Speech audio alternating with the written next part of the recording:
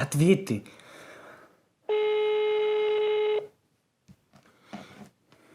Алло? Я отказываюсь. Я не хочу им ничего рассказывать. Ну даже если так, мне, думаешь, есть что о себе рассказывать?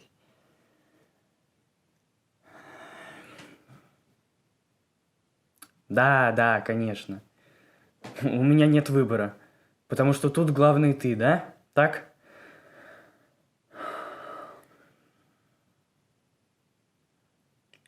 Ладно.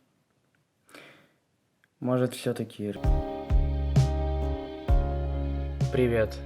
Меня зовут Роберт. Я лежу на кровати. Ну, иногда я еще стою и сижу.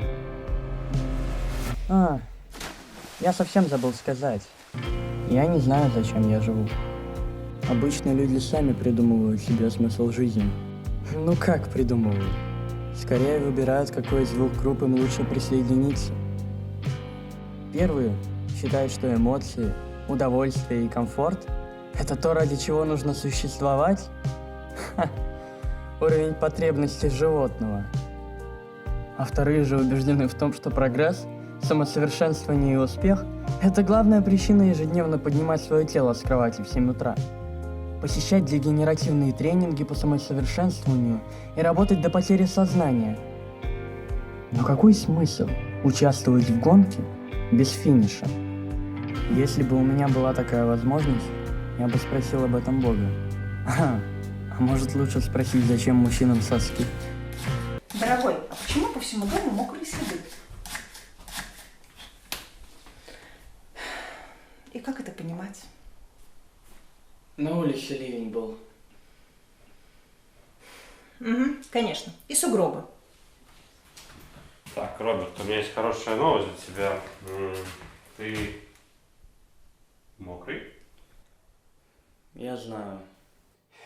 Так, Роберт, ты идешь работать на стройку к дяде. И это не обсуждается. Я в твои годы работал на заводе, помогал папе с мамой. Ты вообще знаешь, что такое тяжелый труд? Так, сделай себе ведра и неси наверх. Вас что там, жажда мучает? Ну за что это, если я деньги плачу? Ну взял ведра и понес наверх быстро. Ну, привет. Смысл моего существования в данный момент банален как никогда. Нести воду. Но хочу ли я нести воду? Нет. А хочет ли вода, чтобы я ее нес? Ее даже не спросили. Ее не спросили, хочет ли она смешиваться с цементом и песком, хочет ли она становиться бетоном, хочет ли быть частью стены, на которую повесить дешевую копию картины Ван Гога, и в которой по ночам маленький Пашка будет ковырять дырку. Хочет ли глушить крики Пашки, которого будет бить ремнем злой отчим за дырку в стене? Хочет ли впитывать соленые слезы Пашки, который будет стоять в углу и думать о том, что следующей ночью он всем назло сделает еще 33 таких дырки? Хочет ли развалиться от очередной бомбардировки города во время гражданской войны 20 годами позже и превратиться в серую пыль? Воде все равно. Она просто не сопротивляется. Но почему? Зачем терпеть? Зачем страдать? Какой смысл? Fuzzy scene made of grayscale shapes. You dream the colors of this song. Some memories that you're stuck Я between. боюсь. Wash clean of their detail. Как же жалко себя чувствует человек, желающий о суициде, но при этом не способный на его совершение.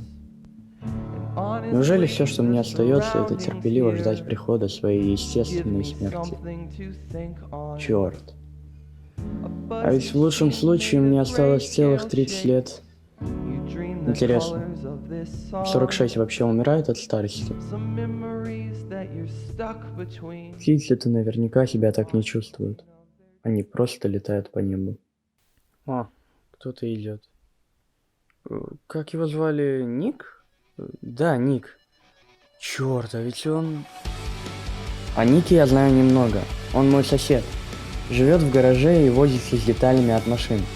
Но самое главное, что он, по слухам, а слухи просто так не появляются, время от времени балуется всякими веществами. И если у жены их откуда-то достает, то и я смогу договориться и купить у него что-нибудь. Да, я знаю, что вещества это по самой своей сути кривая дорожка, но для моего положения это не самый худший вариант.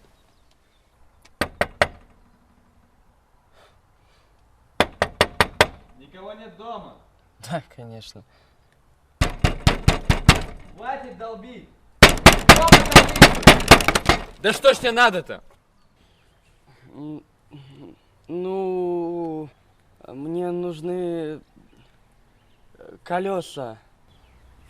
Гений. Тебе покрышки? Диски? Нет, я не то имел в виду. Другие колеса. Велосипедные? Нет, не то. Не те. Ну ты скоро? Ну какие ж тогда? Вещества, наркотики, травка, удовольствие! Понятно. Ну открой, я же заплачу! Свалил быстро от моей двери, и чтобы я тебя здесь больше не видел! Ладно. Не хочешь по-хорошему? Будет по-плохому.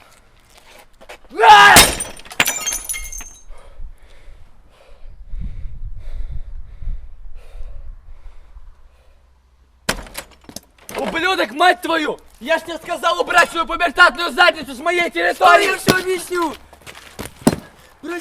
Прости за окно! Пожалуйста, я все объясню, не бей меня! Послушай, я уже даже суицид пробовал. Я не могу так дальше жить. Мне нужны вещества. Ник, пожалуйста.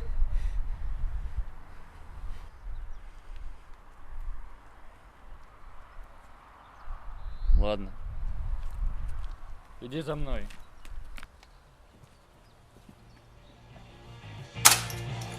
А что ты так долго? А это кто? Это он стекло разбил? Неважно. А, По работе. это твоя машина, ты давно тут живешь? Почти. Жди меня здесь.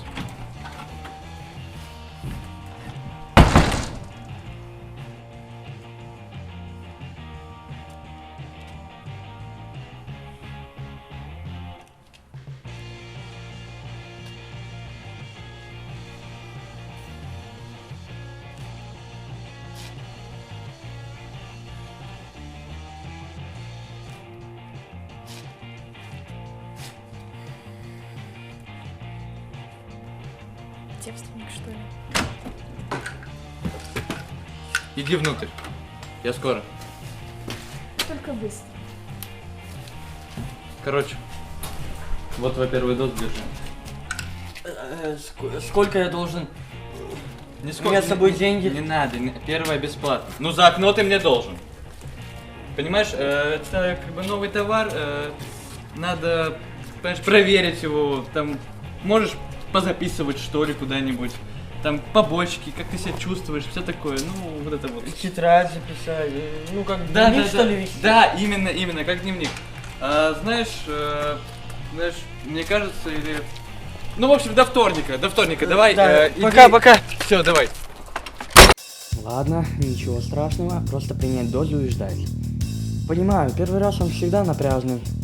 Нужно успокоиться и не паниковать. Не страшно, через это и Марк Рентон проходил, и Джордан Белфорд, и Рауль Дюк, и у тебя тоже получится. Главное не бояться и сохранять позитивный настрой. Черт, я ведь даже не спросил, их разжевывать нужно или глотать. А уже все равно.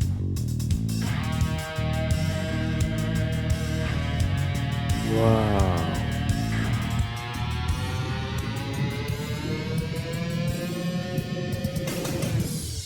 Отек пришел мгновенно, мозг начал плавиться, как ананасовое мороженое в жерле вулкана. А тело как будто налилось летучим гелием.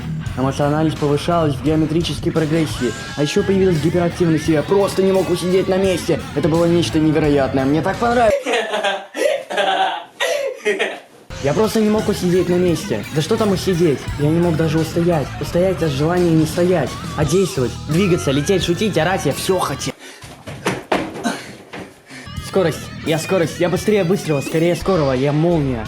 Молния это я, а может все-таки гром? Нет, я не гром, точно, я не гром.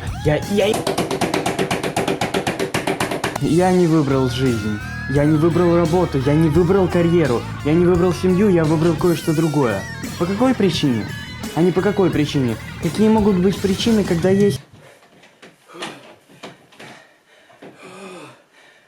Моя жизнь буквально перевернулась с ног на голову, как тот самый пятничный бутерброд, который упал намазанной стороной на пол и оставил жирное масляное пятно прямо на кухонной плитке, которую мы купили в строительном магазине по скидке. Я сильный, я лютый, я громкий, я мощный, я опасный, я безумный, я лучший, я резкий, я умный, я красный, я стремительный, я острый, я прочный. Я понял, можешь не продолжать. Вообще мы договаривались сейчас по вторникам. Я знаю. Просто эффект закончился, и я не мог больше ждать. Поэтому я пошел к тебе. Вот записи. То есть ты до самого утра сидел в комнате? Ага. Да. Неплохо они на тебя действуют. Подай лучше скотч. Знаешь, принимай ты их лучше с утра. И не сиди ты дома. Нет, в город, конечно, идти не надо. Иди, знаешь, куда хочешь, только не в город. И знаешь, не забывай записывать. Доброе утро. Мне кажется, что я впервые в жизни встал так рано. На улице так тихо и спокойно. Нет суетливых диалогов. Нет спешащих на работу людей. Неужели каждое утро такое красивое? И зачем солнце начинает светить так рано? Те же еще спят. На улице никого нет, как будто наступил конец света. А ты последний выживший в этом мире. Ай! Долбаная коряга! Ну, тут хотя бы красиво.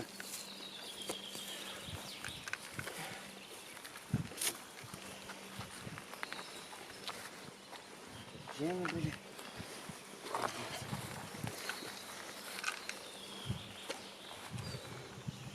Думаю, пора.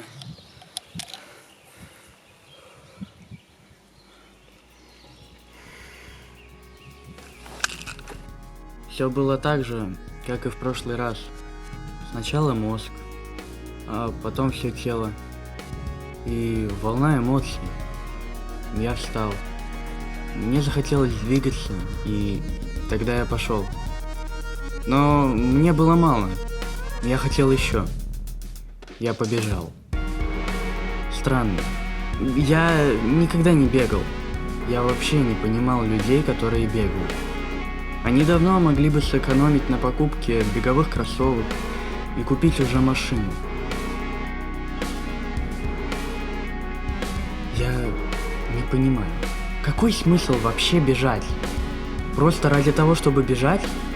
Без пункта назначения, без конкретного направления, без рекордов, статистик. Наверное, смысл в том, что его не нужно искать. Все, что нужно, это только бежать и чувствовать, как твои ступни мягко отталкиваются от земли, а твои легкие наполняются свежим утренним воздухом, и все тело летит через лучи утреннего солнца. Я бежал по полям, я бежал по дорожкам, и я просто бежал. Я бежал только вперед и не мог даже подумать о том, что я когда-нибудь остановлюсь.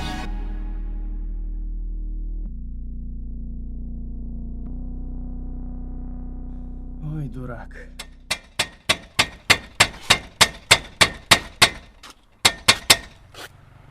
Что с тобой? Тебя избили? Если бы. Я сделал, как ты сказал, пошел в лес.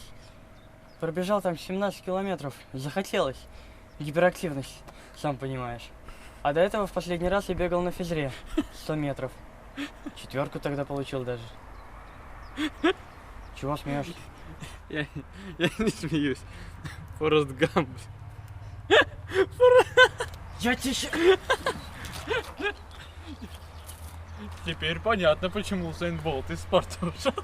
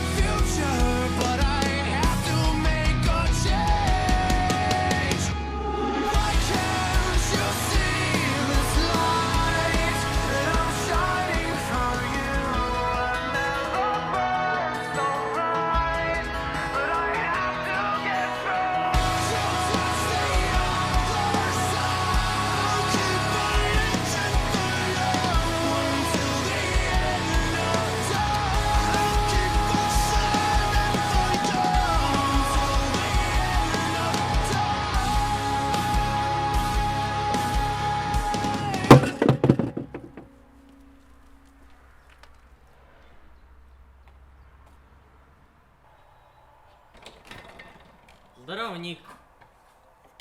Да, я опоздал. Просто с утра предки, потом на работе график еще решили поменять. В общем, долгая история. Ник?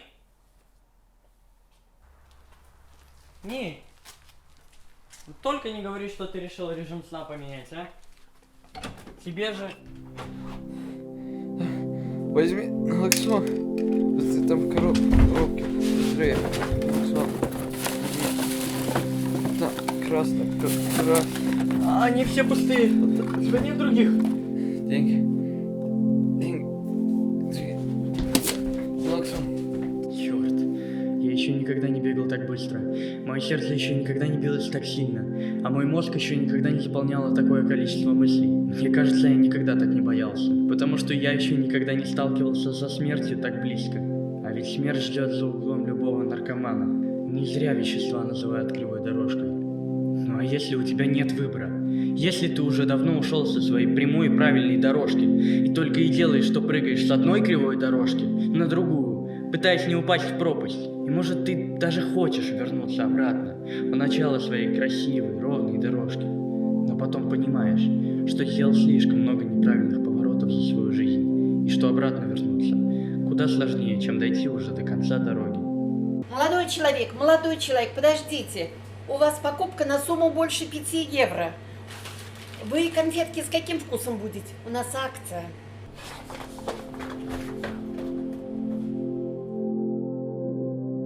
Передозировка. Неужели все настолько предсказуемо и просто? Это же должно было когда-нибудь случиться, и случилось. Случилось с Ником. А могло же ведь случиться и со мной. Я мог сейчас точно так же лежать и медленно умирать, но нет. Умирает сейчас Ник, и умирает из-за меня. Черт, я же мог успеть, прийти раньше. Почему я опоздал? Почему именно сегодня? Почему именно так? Почему? Сейчас, Ник, все будет. Ты справишься. Ты это сможешь. Да как это работает? Кто это придумал? Я не знаю, как это работает. Не знаю. Мне просто нужно разобраться!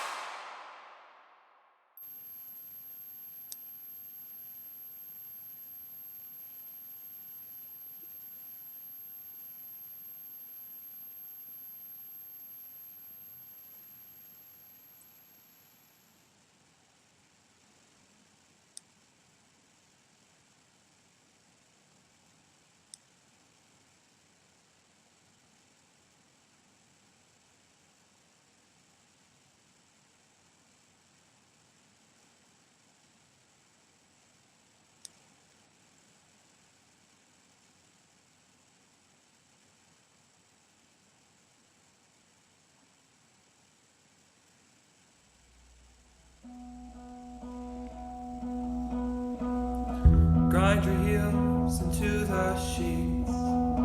Grit your teeth and get some sleep this evening. Counting sheep.